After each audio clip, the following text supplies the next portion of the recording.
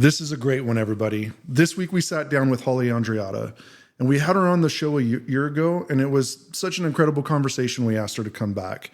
She's an advancement officer at William Jessup University, in addition to being the sitting mayor in Lincoln, California.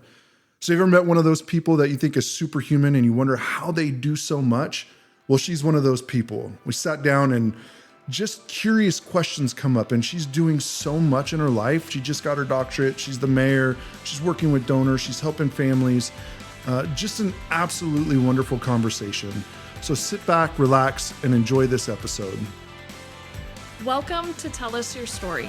Join us as we step into the arena with business owners, leaders, and influencers. Hear their stories as they navigate challenges, opportunities, and victories on their journey to success. As Theodore Roosevelt once said, it is not the critic who counts, but the man or woman who is actually in the arena. I can't believe it's been a year. I know. Like time just flies. Yeah. So as far as the city of Lincoln goes, I'm in my 7th year on council and my 2nd term as mayor. So I rotated back into the mayor's seat. Congratulations. Thank you. Yeah, in December of 2024. And so now we're gung-ho going all the way. We got a lot of great projects going on in Lincoln. And then for Jessup, I started here September 5th, 2023. So I've been here about a year and a half or so. And it's going really well. Love this job and very excited about the relationship with donors and just helping Jessup grow and thrive. Yeah, and I remember in our last conversation, you have a lot of balls in the air. You juggle a lot. I do. Has that slowed down, or have you taken even more on? The only thing that's changed, that's slowed down a little bit, is that I graduated last spring with my doctorate. I have a doctorate in spiritual formation and leadership. So it's a theology doctorate. So I finished school. So that is very helpful. I'm not doing homework anymore. But I did also graduate from the Placer County Law Enforcement Chaplain Academy. And so I passed background check and I am in field training for the chaplaincy in Placer County. So I'm halfway through my field training hours, almost halfway through. And I really enjoy do that. So I do that volunteer in nights and weekends. Wow. So that's...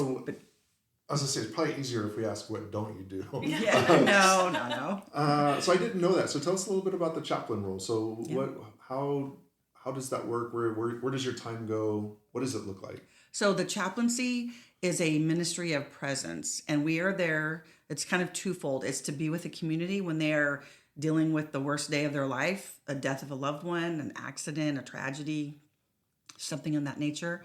And also helping to be there for the law enforcement as they are navigating through that as well. So it can look 2 different ways. One, if the law enforcement is out on a call, say there's somebody going to jump off the bridge or they have a standoff or they have some kind of situation where they're dealing with and they're in danger, we bring food, water, and we're there to assist them.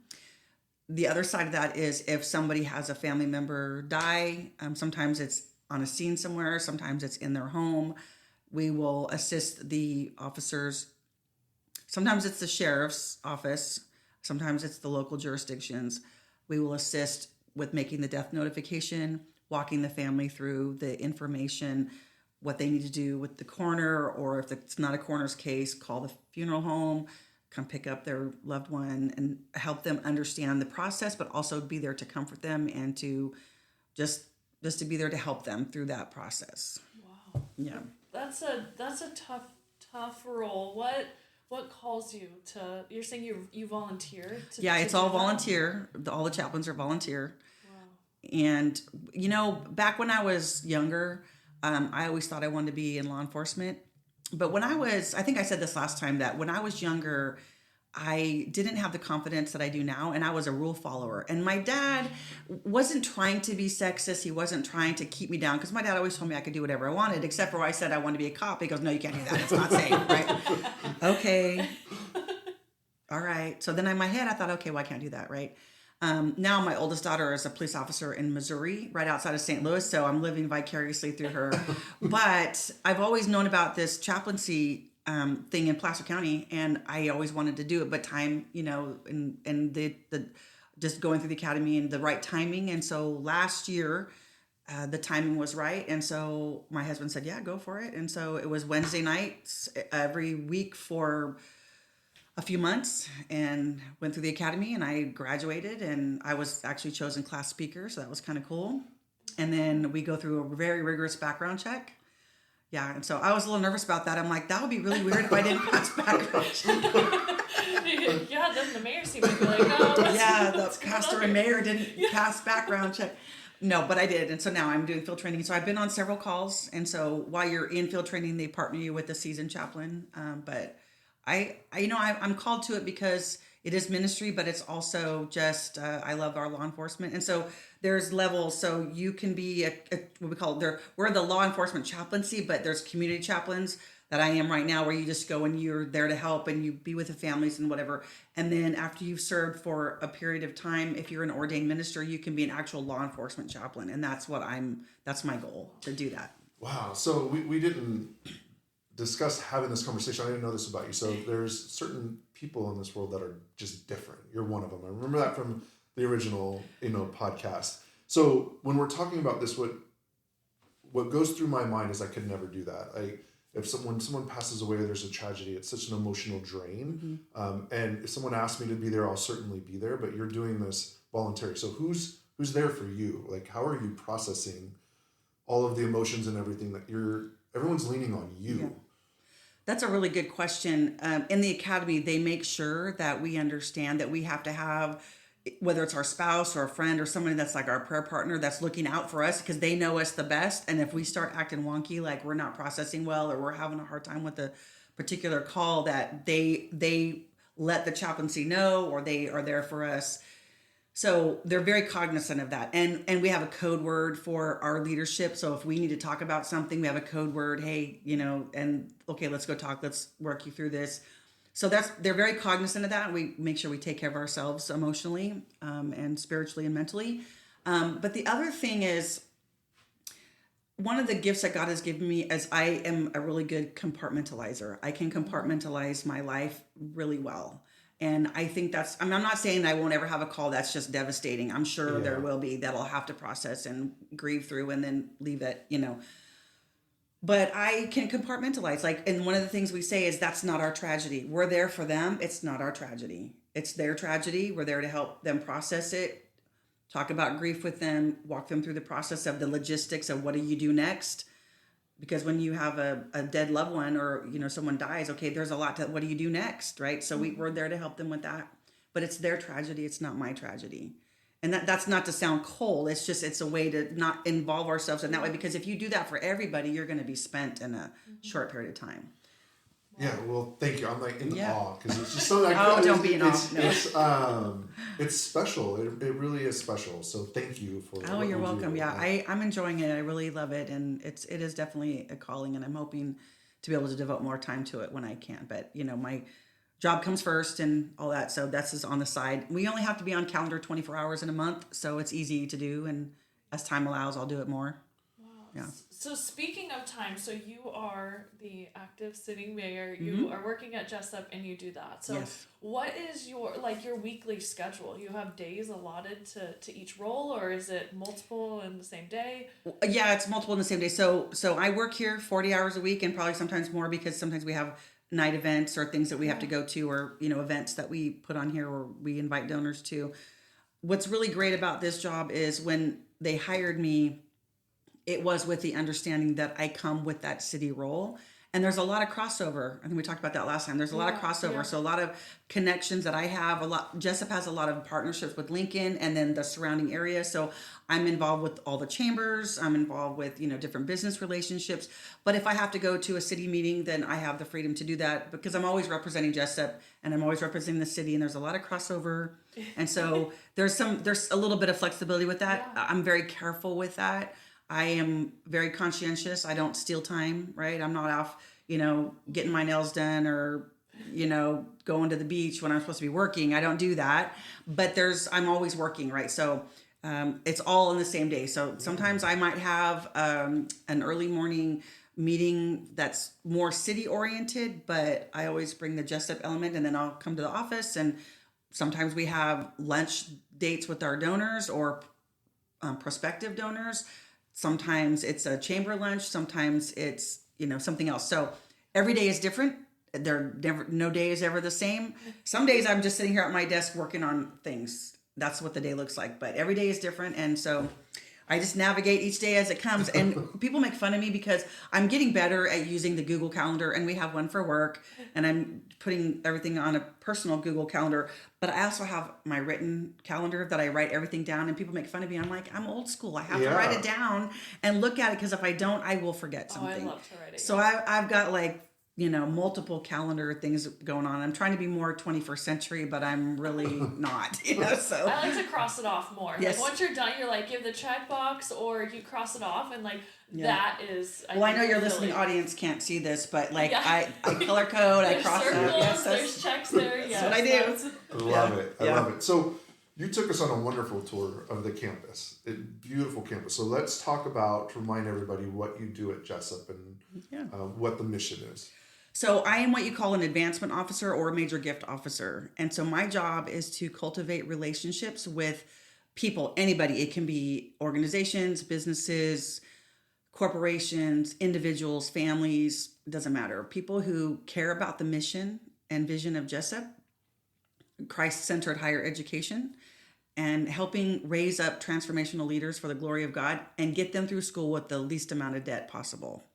So we have great programs here. And so my job is to just help cultivate relationships with people who care about the school and lead them in their philanthropic desires. Most people who give, they want to give, and they appreciate what we do here. And so it's trying to find out what matters to them. What do they care about? Some people just give it to us, what we call the Jessup Fund, just take care of it, give it to scholarships, whatever. Some people really care about theater, music. I have one donor who is all about the aviation, because he's a pilot himself, gives a lot to the aviation program. And so we're always talking about different projects and things like that. And so it just depends on what they care about, what's in their heart. And it becomes a relationship. I'm not a salesperson. I don't do cold calls. It's all about cultivating relationships. Yeah. And what's the biggest challenge you have in this particular role? Oh, that's a good question. I guess the biggest challenge is getting over the fear of making a big ask, right? Because sometimes as you've cultivated someone who, they're interested, they love the school, you've had multiple meetings or lunches or coffees, just getting to know them. Sometimes I meet with people and we don't talk about the school hardly at all. It's just, tell them about your life, how are you doing? That's how, you cultivate relationships. And then you get to a point where some people were like, okay, I'm going to ask you permission to ask you for something, right? So getting over the fear of making a big ask. I mean, they know it's coming. They know why they're there, but it's, being told no or whatever. I mean, I haven't faced that yet, but I think that's probably the biggest challenge. I was going to ask you that. So we all have these fears, right, that we create in our mind, whether, and Natasha and I have some stories in our corporate life where we're going into presentations and you think the worst is going to happen. Very rarely does it ever happen. Have you ever, the fears that you've thought about, have they ever come to fruition, or are they... As far as asking? Not yet. Because I'm still relatively new, even though I've been here like a year and a half or so. This job is a long haul job. It's not something that you start and in 3 months you're bringing in $1 million. Like, that doesn't happen, right? It's a slow burn. It's a slow build. And so I'm still in that building, but doing really well, gaining some traction. I've had some good successes. So that hasn't happened yet. No fears have come to life. Yeah. Because what I have found is, if you, and this is completely genuine, it is not a sales pitch. If you genuinely appreciate your donors and treat them well and let them know how much they are appreciated and loved and cared for, that just deepens the relationship and they want to do more. Because I have a couple that they were friends of mine already, and I found out they were donors, and so I took them into my portfolio and I've spent a lot of time with them. And they said to me, we have never been appreciated by an organization more than Jessup. Like, some people give money to different places and they never hear back from them. They never hear thank you or we appreciate you. And so that's my job, to make sure that they know that they're loved and appreciated, and we're in a partnership. It's not just, hey, give us money. It's a partnership. Yeah, go ahead. No, I was just, I'm more so, I think of the two of us, the one that I'm like, oh my gosh, I'm thinking of every worst case scenario and all of that. Or I don't even, not even worst case, but I don't want to necessarily be the one to ask, where I was like, I don't want to bother anybody, I don't want to ask. But when we go and we look at just even the network, you're asking for guidance or help on something, a lot of people, generally want to say yes. And especially when you have those relationships and they feel that authentic connection, then it's they're much more willing to help. And so it's like, man, if I would have let that fear allow me to not ask, then I would have missed out. And a lot of times people don't know what we actually do here. So when you bring people who are interested and they've maybe given a little bit but they want to know more, I took a really sweet lady who lives nearby here in a retirement home, brought her to lunch, and she's given a little bit, and she loves what we do here. And she mentioned our nursing. She goes, oh, I really like that you guys do nursing. I said, well, have you ever seen our lab? And she's like, no, I haven't. And so I took her in, and she was just blown away by how amazing it is, and the mannequins that they use that are so lifelike, And so sometimes it's just it's exposing them to, this is our campus. This is what we do here. Let me show you this great program, or let me show you our aviation simulators. Let me show you our nursing sim lab. Let me show you our music department. People just get so excited about what we're doing here, and the graduates that come out of here, Dr. Jackson says they are exceptionally employable, and they are. Like, we have a very high percentage rate, like 85-90% rate of students who have jobs before they graduate. Yeah, it's pretty incredible. And I think about your approach to it all, and because I've gotten to know you, and I edited the last one. I'm going to edit this one. I'll spend a lot of time listening to you. You have a servant leadership approach that I believe we talked about. And like, when you take that approach, it's not a sales. It's very, very genuine coming from you. And I think that translates. But it is a slow burn. It is not a... It is. And that's one of the reasons why I'm in this job, because, again, I'm not a salesperson, but what I am good at is relationships. I mean, they're important to me. Like a couple of the donors I work with, they've become good friends of mine. And I'd say to them, if you never gave Jessup another dime, you'd still be my good friend, because I really like you. I care about you. And they feel the same way about me and my husband, because I try to bring him along if we go out to dinner or if we go to an event or something. So, well, if we're able to help, if you have a donor who wants to tell their story, we'll sit down with them. We'll be happy to tell their story, and we can do it through the lens of however you guys would like. I would love that. I actually have a couple in mind. That would be great. Yeah, we would love to do it and highlight what they've done for the school, or however you guys want to look at it from whichever lens. Or maybe it's their business story. Maybe it's just on lives they've impacted, or if there's even students that you want to potentially have on the podcast, and just talk about how the donors that impacted their trajectory. We'd happy to tell their story. Oh, that would be amazing. Yeah, let's do that. That would be great. Yeah. Love to do it. Like, this is we geek out on this because we love telling people stories. And you guys do such a great job at it. You never know what you're gonna find. Like you said, those donors they have stories behind the aviation or whatever it might be that they're donating to. So, and that's what I try to get at, is tell me your story. Tell me, like, how'd you get connected with Jessup, but even beyond Jessup, tell me your story. Tell me about your family and your kids and your career, and I love to hear that kind of stuff, and they like to share it, because we care. Yeah, and that's why we got into this, is telling the story, and it's evolved. It's definitely evolved.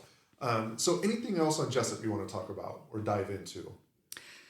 No, just that, we are working on projects. Like, we have to build another nursing lab eventually, because our student enrollment has just exploded. I think we have like over 100 students in the nursing program now. And so we have to build another whole sim lab to fit them all. The aviation program is really expanding. One of the things we're working on is to get the certification through the VA so that veterans can get tuition assistance to be in the aviation program. And that program has really exploded. But when we get that, it'll be probably the number one program on the campus. Our business school is doing really well. Like I said, they're helping with projects in the community, and we're just working hard to make sure that all these things are funded. Our student union, we're working on projects to do a revamp there. The kids need a lot of things over there, but I call them kids. They're not all kids. Some of them are. To us, they are. Yes. No, but Jessup, Jessup is, we're trying to let people that don't know about Jessup know that we're here, right? We're not just some strange building up on the hill. Jessup is a gem in this area, not only Placer County, but throughout the whole region. And so we want to just highlight the school as much as we can so people know that we're here. And what's enrollment at? Do you know the enrollment? Yeah, I think it's right around between all included traditional undergrad, master's programs online. I think we're right about 2,000, maybe a little under that. And when you look at the population, do you know the demographics as far as how many are from California and how many from out of state? I don't know the percentages on that. I do know that we have quite a few international students. On our basketball team alone, we have a couple Australian players and kids from different places, some from the Washington, Oregon area. So we do have several from out of state. I don't know the numbers on that, though, but they come from all over. Yeah, super fascinating. Yeah. So let's transition a little. Okay. So you've been on the city council, you've been the mayor before, 7 years running now. So can you tell us a little bit about how that works? So you're an elected official, 7 years. Is that an average tenure for someone in that role in local government? Is that a long time? Well, I think the average, because some cities and towns have term limits, which is 2 terms, so it's 8 years total, right? So I'm on my 7th, so I still have this year and next year before I have to run again if I choose to do that. The average is about 8 years. One of my colleagues who just not graduated, he just retired. You can Similar edit to that later. graduation. He was on the council for 16 years. And the other one who retired was on for 8 years. So he had 2 terms. So it just depends, I think, but the average is probably 8. And as you've gone through that 7 years, are there times where I'm just burnt out? Like you were getting your doctorate, you're going through this immense process. In city government, there have been hard moments and times where I was just really tired, but I have never had a moment where I said, I'm just burnt out. I don't want to do this anymore. I love it so much. I enjoy it so much that the hard times I welcome them as long as the great happy times. I just enjoy it. And what is it that you love about it? I like helping my community members solve problems and make sure that they have the services that they need and celebrate when businesses open or, somebody has a problem and they don't know how to navigate it and they're not getting the right answer, they'll call me and I'll go to the right person and say, okay, how can we fix this? I love our staff because our staff truly cares about the city and they go above and beyond to make sure that people feel listened to, that they get their questions answered. We may not always be able to say, yes, we can do exactly what you want, but we can explain to them why, explain the process and help get to the solution. And I just love Lincoln. So I like being part of fixing things, solving problems, and getting Lincoln from where it used to be with a lot of problems, a lot of mismanagement to where we are now, where we are doing really well. Lincoln was just this last year was rated the 7th safest city in California, number 1 in Northern California. Oh my goodness. And we have probably the greatest transparency in all of Placer County. We've got several portals on our website, financial portal. Anybody can go and look at down to the penny, like every fund, where the money comes from, where it's spent. We have another portal that we built that shows you can look at any house plot and you can pull it up and it tells you where all their property tax is going to. People think, we're building so many houses in Lincoln, you have all this tax money. Well, that's not the case. It's the state takes 80% off right off the top, and then it's schools and other things in the community, and then we always have to grapple with the county for what's remaining, right? And so we get a portion of that, and so people can see exactly where their tax dollars are going. And we have we have project portals, and so we're in a really good place. And I was part of that because when I got on the council, it was way different to where we are now, and that is something to be proud of. It's something to be incredibly proud of, and it's very relevant for the time we're in today. So I don't want to get, even though we're talking a little bit about politics, too political, but you've done something that's a major topic in today's world where you have Doge who's going through and, trying to show, and not taking one side or the other, right. But from what you've done, right. You have full transparency. And so what was that transition like? Did you face challenges like not as maybe the same as on the national level, but similar? Were there people that were like, we don't need to show all of this, or was there anything like that? It wasn't so much that, it was just having to untangle the mess, because who was there before in our county department, prior city managers? The systems were antiquated. There was a lot of human error. There was a lot of cover up of mistakes that were made. Not that anybody was doing anything overtly illegal and stealing, but they made mistakes and then they covered them up, right? So I liken it to this, that you've seen Christmas Vacation, and you've all had your Christmas lights where the Christmas lights are in a big tangled ball, right? And you have to untangle that, and it takes a long time to untangle it to see what works, what's still a viable light or string of lights. It's like that. I vision our problems, this big tangled ball, and it took us a while to actually dig through the mess, untangle it, and look at what was what. What's reality? What is the actual condition of this particular fund or this particular department, and then fix the problems. And I would imagine now, once the untangling is done, and hopefully this is where we're getting as a whole, as a country, then the decision-making process on what's working and what's not working is it's clearer, and you can make more informed decisions. Is that fair? Yes, it is. And I'll give you an example of that. Is last year we had to do a pretty significant increase in our utility rates.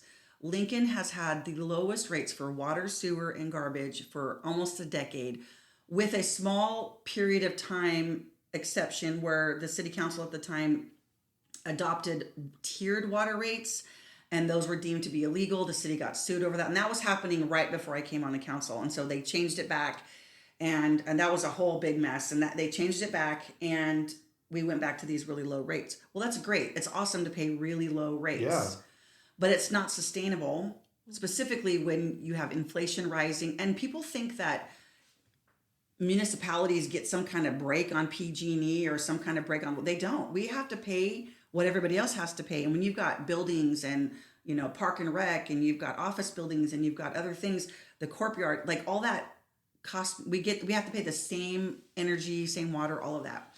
So when I came on the council, the city manager we had at the time kept talking about, we need to do the rate study. It's called a Prop 218. It was a California voter initiative prop that went on several years ago, that you have a legal process to go. You have to do a rate study. What are the rates now? What's the condition of these funds? Like we can only charge what it costs to provide the service, and then, maintenance and upkeep and that sort of thing. So where are we now? Where does it need to be? And then there's a whole protest vote process where we mail out to everybody and they have a chance to, we had multiple community meetings. So it's a legal process that we have to go to. We can't just arbitrarily, okay, we're raising the rates. It's a whole process. So the previous city manager was like, we need to do this, but there was a lot going on. We were being audited by the state, and so that's a lot of work. We were dealing with that. Then that city manager left. We had then we had the pandemic, and we did not have the bandwidth to do that process during the pandemic. That was a crazy, really hard time, as everybody knows. That city manager left, and we had an interim, and that interim said, I'm not taking on that Prop 218 process. I'm just going to keep the wheels moving until you guys find a city manager. We found our current city manager, Sean Scully. He's been here almost 3 years now. And that was one of the first things that he took on. So we spent 18 months unraveling that ball. Oh, wow. What do the funds look like? This is what the rates that people are paying now. And if we did not raise the rate, and the first rate had to be pretty significant.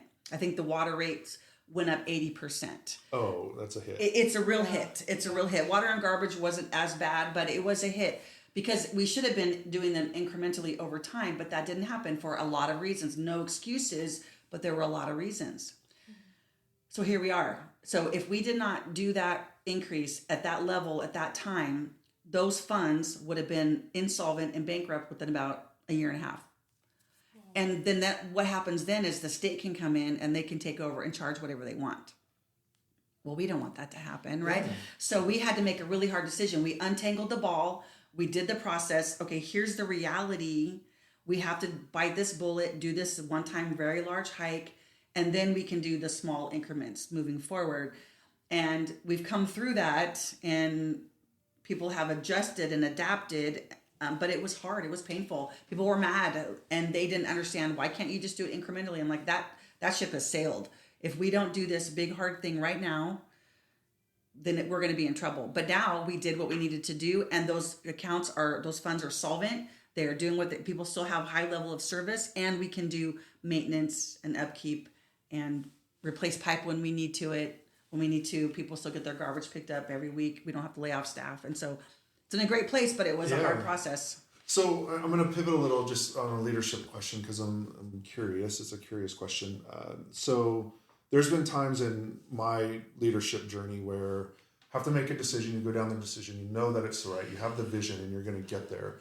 But there's people that, whether they don't take the time to educate themselves or it's an emotional, and it's understandable that it's emotional, but they do not see or understand. Mm-hmm. And while you get to the spot that you need to, like you did in this example, they're still upset, they're still mad. And I've spent too much time trying to figure out how to communicate, bring them along. And at some point I'm like, I just can't do it. So how do you navigate that as in your role? Because you have so many constituents that are asking questions, and I'm sure it's very emotional. Yeah, it was a very long process. Like I said, in multiple meetings, multiple council meetings where angry residents filled the chamber and yelling at us and mad at us, and you guys should have been doing this all along, and this is going to be too big of a hit, and we're not going to be able to pay it. And my comments all the time was, I know this is really hard. I have to pay it too. My husband and I don't make a lot of money. I have to pay it too. My colleague next to me, him and his wife don't make a lot of money. He has to pay it too. I even said, this isn't like, oh, sorry, peasants, this is your hike, not ours. It was hard. And I made the comments, and I still say it, that if I'm so worried about people being happy with me that I'm not doing my job, then I don't need to be here. It is a leadership position. We had to make a very hard decision. It was an unpopular decision. It was painful. But if we did not make that decision, we would have way more problems now than we did last year. We would be in a lot of trouble. And does it sit with you? Like when you grapple, like we know the right decision, but does it sit with you? Like, well, it does sit with me. Like, I don't want people to be mad. I want them to understand. And I spend a great deal of energy. In fact, I just had somebody on Facebook the other day bring this back up again. And so, well, it just seemed like the city did it sneaky, like, how was it sneaky? Well, one of the complaints was the form that we sent out for the protest vote. Well, it looked like junk mail. Okay, well, I look at every piece of mail that comes to my house. And if you didn't look at your mail, how is that our fault? It wasn't sneaky. We had multiple public meetings. We went around town to different parts, and we had multiple, chances to communicate. And so if you threw that away and you didn't see, well, we're not being sneaky. We've done everything we can above and beyond the law to make sure everybody was aware. These are the reasons why you have the right to protest vote. Take that opportunity, right? And so it's a thing where I did sit with it. It was heartbreaking. And we took steps to set some money aside for low-income seniors and low-income families who were already getting assistance for other programs to say, hey, this is too big of a bite for us. So we helped them with their bill for like a year and a half. And so we were not blind to the fact that this is difficult, but sometimes you have to make hard decisions when you're in a leadership position. And they're easier to sit with when you know you've done all of the work, all of the research. There's reasonings behind what you're doing. That's where I always found comfort is this is tough, but if we had another option, we went through it. So it's up to them to understand that. And my thought is, if I lose the next election because people are so mad about it, that's fine. At least I know that what I did is they're still getting their services. When they open their faucet, they have clean water. Mm-hmm. When they flush their toilet, it's gone. When their garbage cans are full, they're getting picked up. And if they need something from the city, we can give it to them. Yeah. And they're still getting services, and we're still taking care of them. Yeah, there's a saying, and this is going to sound a little bit cheesy, but I'll translate it. Everybody wants to be a beast until they have to do beast things. So everybody wants to be mayor until they have to do make mayor decisions, right? Right. Have you come across that where, if I was mayor, this is what until you're sitting in the seat and you're having to look at and make all these decisions? Well, not just mayor, but city council in general. We've had a lot of people say, well, you should do it this way, and you should do it this way, and how come we can't do this, and how come we can't do that? Well, what you're suggesting is actually illegal, right? You want us to do this XYZ? Well, we can't do that. Cities have laws that we have to abide by. And again, until you're actually in that seat, you don't know what you don't know. And so we hear that a lot. Well, this is how we did it in this town, or if I was there. And we always say, well, get involved, get on a committee or run for council. If you think you can do it better, run. You have every right to run for this seat. And if you can do it better and take it from me, please do. Or be a part of it. Or be a part of it. Be a part of the solutions Yeah. instead of just sitting back and throwing arrows at us when you don't really know what happens behind the scenes. People don't understand that there's laws that we have to follow. There's things that might seem like common sense, which if we were back in the 70s and 80s, we could do, but in today's world, we can't do it. California law is way different than it was back then. Yeah, it's definitely different from other states. So it's been 7 years. Things take a long time, and I can only imagine a government takes much longer. Like you said, you might be focused on this issue for years, right? And everyone feels it now. So in your 7 years, do you feel like now all of that untangling has put you in a position to focus on newer priorities or new initiatives or Yes, absolutely. We are not so focused on past issues. We've closed the door on many of them. There's maybe one tiny little financial thing here or bond cleanup here, whatever that our staff has done. We've pretty much closed the door on all old problems, old issues, and we are very proactive moving forward. Our staff comes up with lots of great ideas and projects, and council does too, on how to save us money, how to be more energy efficient, programs and things moving forward. So it's all about what are we doing right now and how can we make it better in the future, and we're done with the past. And so we have a lot more time to focus on good things, positive things, and we're not untangling the ball anymore. That's pretty much done. That's gotta feel good. It feels amazing. It feels amazing. And every time staff comes forward and says, okay, we're cleaning this up, this is all done over here, and we're doing this over here, we are so grateful. Thank you so much. Like, the council supports, the council creates policy, but our staff is the ones who do the really hard work day in and day out. And we just are so grateful. Thank you for that. And we try to highlight that, and we make it public. And so it feels really good. And it feels good to know that I am part of the process that dug in deep, did the hard work to get it done. Yeah, so just going back a little bit, my kids are 31, 26, and 23. And I have this conversation. I'm like, always try and look through the lens of the other side, because you don't know why a decision was made. You don't know the conversations in the background. And just sitting here listening to you, knowing most people aren't part of the overall journey. Mm-hmm. They don't know the whole 7 years, but I can see as you light up, what you've accomplished. So very, very cool. Mm-hmm. And I want to drive that home to people, like my kids who listen to the podcast is really what I'm speaking to, is you always have to try and seek to understand of why a decision was being made and look at it from all different angles so that you can, to your point, be involved, not guess or assume. Absolutely. So let's transition a little bit. So we talked a little bit about Lincoln being business friendly and attracting businesses. So why don't you tell us about what's going on there and how the community can support? Okay. Lincoln is working really hard. In fact, this last year we hired a new economic development director.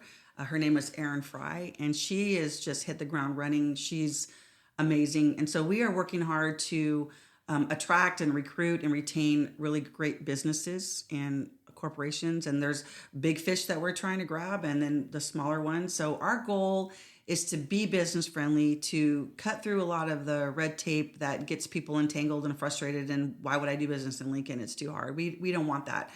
We want them to come and to feel welcomed, and for the city to wrap their arms around them, the chamber to wrap their arms around them and say, welcome, how can we help you?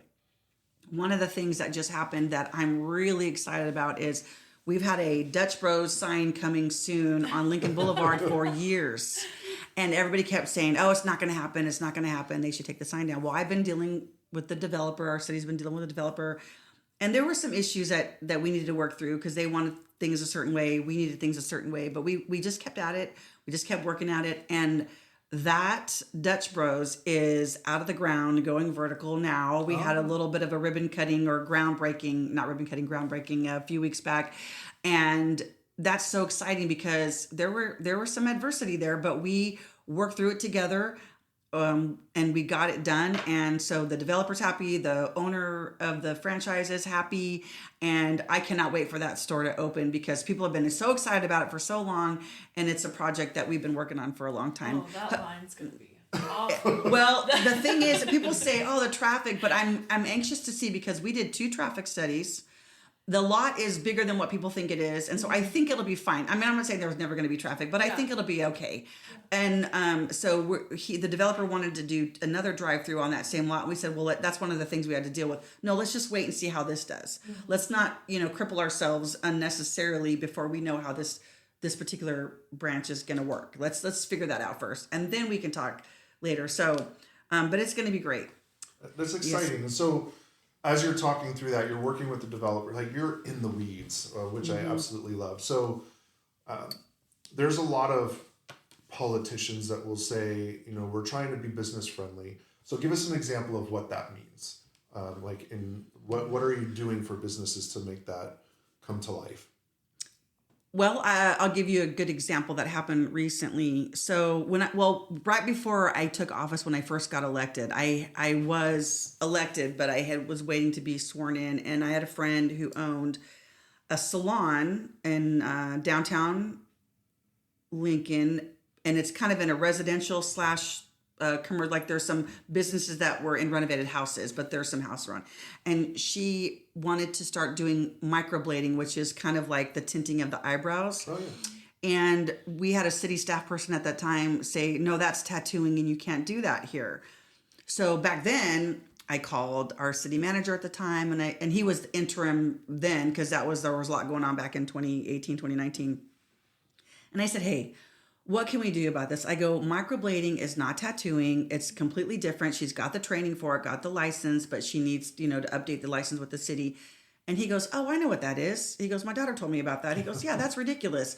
Talked to the staff person. They got it changed, and she was able to do that. So just getting involved and making a quick fix and explaining things to people. Because sometimes doesn't matter where you are, city staff, they have their checkbox and they don't think outside the box. It's either yes or no.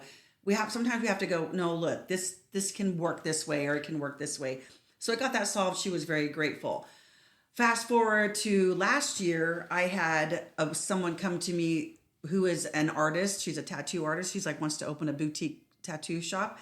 And she said, hey, I want to really open a shop. And she wasn't the first person to come to me with that. And they said, but your ordinance says you can't be within so many 100 feet of houses or schools or whatever. And we looked into it, and the ordinance was old. It was back in the 70s, where, back then the culture was different, right? The idea of a tattoo shop was, the Hells Angels sitting in there drinking beer, causing mayhem and people getting inked up and, and that's not what it is today. It's art. It's a, boutique setting, and they're all a little different, but we wanted to take a look at that. So I brought our staff together. We created a new ordinance, and council changed it to now people are free to come in, and as long as it's zoned commercial and whatever, they can open tattoo shops, which brings more business to Lincoln and more creativity and opens up a little bit. And so that's something that I had a personal hand in to get changed. And so that's a good example. Is that normal for city council to be so involved with businesses? I mean, I just assume... and maybe Lincoln it's up and coming, maybe there aren't as many, but is that very do you think in other cities that's the same thing? You're involved in actually, 'cause it sounds like you are there to partner and help them get up and going. Yeah, it depends on the council person. Mm-hmm. Some council people, men, women, they don't really get that involved. They just wait for staff to tell them, oh, this is happening or that happening. But sometimes there are ones who are more interested. And I'll tell you, honestly, it's a little frustrating sometimes because I don't always hear about businesses that are coming, because there are certain businesses that if they are in the right zone area and they're by law, our staff just has to give them a business license and they're able to open up. So we don't always get a report of, oh, this business is coming, this business is coming. And a few months back, we had another shop open. It was a smoke shop that opened on a place that I wasn't a big fan of. And I'm like, how come I didn't know about that? Well, staff didn't really know to tell anybody because by right, they have to give it to them because there's no legal reason not to. So we want to obey the law. And I'm not trying to be big brother. You know, people have a right to earn a business, but I'm like, well, I would rather it not be right here on the main strip because we already have 2 or 3 smoke shops. Why do we need another one? But that person has a right to open a business, even though I don't like it, that particular product, right? They have a right to, but I would have liked to known that it was coming so I didn't get blindsided about people who were mad about it and say, well, I didn't know. Why didn't you know about it? Well, the law is that if they are by right, they can have it. Yeah. So that's happened a couple times. And so I've worked with our staff hey, look, do your job, but just let us know what's going on so that we know what businesses are coming. whether we think they're good or bad. We want to know. We don't don't want to be Big Brother, not trying to limit the free market, but just kind of want to know what's happening. So if something like that comes in, not every resident's going to be thrilled with that, but there's some that are, and that's okay. I just need to know about it. But for the most part, things like the Dutch Bros, or I'll talk about our new hotel, been very involved in that because it was a long process and I want to help them be successful. Yeah. So what stands out to me is you're accessible, which is not always the case in some of these positions, but it's very clear you're accessible. Well, I am because that's my job. That's my job, right? And I think when I was mayor the first time, one of my colleagues on the council, they gave me a plaque and stuff when I stepped off the mayor role, and he said, it's your involvement in the community is like no other mayor has been, right? And I'm not saying that to brag. I just was accessible. I loved it. I am proud of it. I love it. If I can be there at all, you're ribbon cutting or you have a problem or you need this, whatever, I'm there as much as I can be. Yeah. Sometimes it's hard with the full-time job, but I do it. I was wondering, I don't, other mayors don't know. We actually do a podcast. You're yes, very accessible. Yeah. So I do want to talk about your new hotel and some of the incentives. We're coming up on 45 minutes. So tell us about the new hotel and the excitement around it.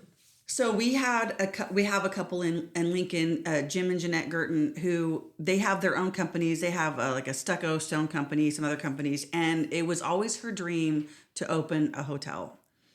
And so several years ago, they partnered with or contracted with La Quinta. And, people, when they think La Quinta, they think, down on Stockton Boulevard that's been there for 50 years and it's a trash hole, right? Oh, La Quinta. But it's a rebrand and it's a business model. And so they partnered with them. They brought the plan to the city and it was approved by the Planning Commission and it was approved by the City Council. And we were very excited about it because hotels bring in tax revenue. It's TOT. It's the transitory occupancy tax. So when you rent a hotel room, you pay the rate for the room, but there's also a few dollars tax on there that goes to that jurisdiction. And that is used for public safety, for library services, for whatever in the general fund. And it's beneficial and necessary for many communities. Lincoln has only had one hotel for many, many years. We have the Holiday Inn Express, and it's a great hotel, but it's booked all the time, and we needed more. So we were really excited about this hotel. They are Lincoln. They wanted to hire Lincoln people to build it, and so we were really excited. Well, they got sued by some residents in town because they didn't like the location. They didn't think it would be safe. Because it's across 12 Bridges Boulevard from the high school over there, and John Adams Academy is over there, and so they were concerned. And so we went through this big, long process. They got sued. The Girtons won, and so then they had to finish securing their funding, whatever, and then they eventually started building. And now they are open. And it's so exciting. It is the most exciting thing that has happened in a really long time because they fought so hard and so long and spent so much money trying to get this done. And what's really great about it is Jeanette is the project manager. Like, it's her hotel, she's a project manager, and she chose artwork and flooring and carpeting and furniture that all represents Lincoln. And it's amazing. I've taken 2 tours now. It's amazing. And it's beautiful. And it doesn't look like your traditional La Quinta. In fact, she fought the corporation to have the front stonework look how they wanted it, different things where La Quinta Corporation says, no, this is how it needs to be. And she's like, no, we're not going to do that. And they did it the way they wanted. They did some things they had to do, but it's absolutely gorgeous. And it's going to bring a lot of revenue to the city of Lincoln. So coming up to that, we also passed our economic development committee came up with an idea a few years ago to do a rebate program for anybody who would come and build a hotel in Lincoln. And we included them even though they were already in the process, because they were already in the process and we wanted to include the La Quinta.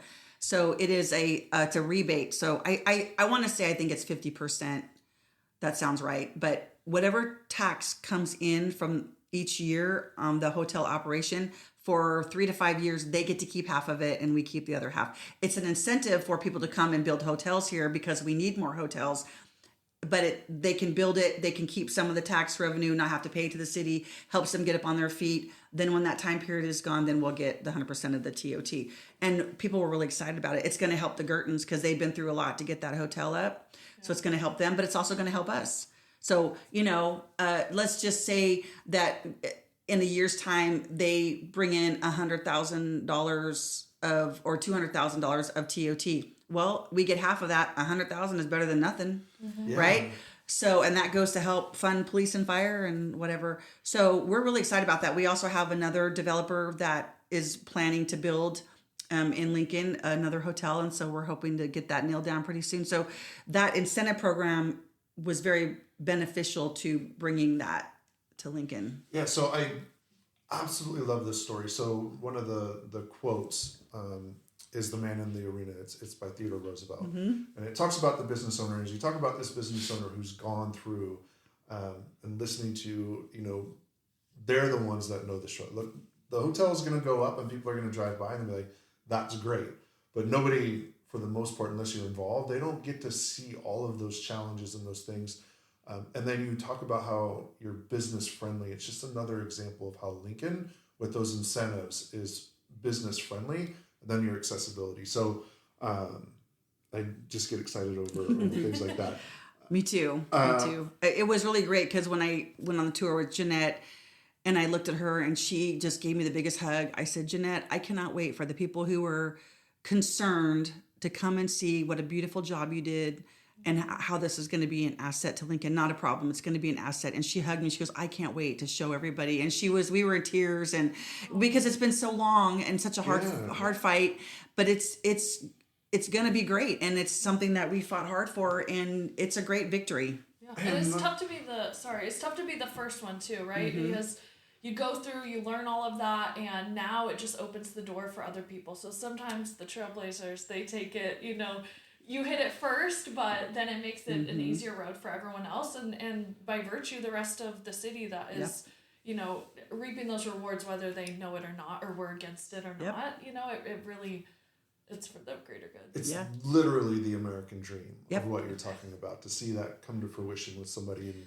go through that process. And not only for them, but they employed many local tradesmen. Lincoln and some in Rockland, Roosevelt. Like, that was part of the story that I loved. They weren't contracting with people from the Bay Area or wherever. It was local people showing off their skills, making money, building something that's going to be here for a long time. And that was part of the story that I really loved. Well, the hour always goes by very, very quickly. Anything else that you want to share, or any parting words from you? Well, I just want people to know that Lincoln is a great place to be. We have great people who look out for each other. We have great communities. We have great restaurants and activities. And I think I mentioned last time, we Christmas parade and 4th of July parade and just different communities. The summer's coming up and the Potters are going to be playing. And so Lincoln is a gem in Placer County, and we're growing, but we fight every day to keep it the charm that it has, that what I grew up with. And on the other side, Jessup is a great school to come to. And so if someone's looking for a place where their young adult can go get a higher education that is wholesome and exceptional, Jessup is the place to be. I love it. Any closing words from you? No, just thank you. Thank you again for being accessible to us and sharing. I think it's... anytime. You guys are my favorite podcasters, so anytime you want me. Yeah. You're one of my favorite guests, so thank you. It's incredible. We're excited to watch and be a part of it where we can. Yeah, and I think sincerely, Jessup and Lincoln are lucky to have you. I do sit in awe of you. I just don't have your energy and all that you accomplish. It is really incredible. So thank you again. Thank you. That's very kind of you. The burnout question. I was like, not one. Yes. I don't get one single vibe of burnout from you. Because I'm really careful to keep my Sabbath. People say, do you ever rest? Yes, I do. Like, there are days where my husband and I sit around, drink coffee in my pajamas all day. There are days I do that because you have to, otherwise you will burn out. So I'm very careful to keep my Sabbath, to make sure I rest, not just physically, but spiritually and emotionally. And that allows me to do what God has called me to do. So you have to be wise about it.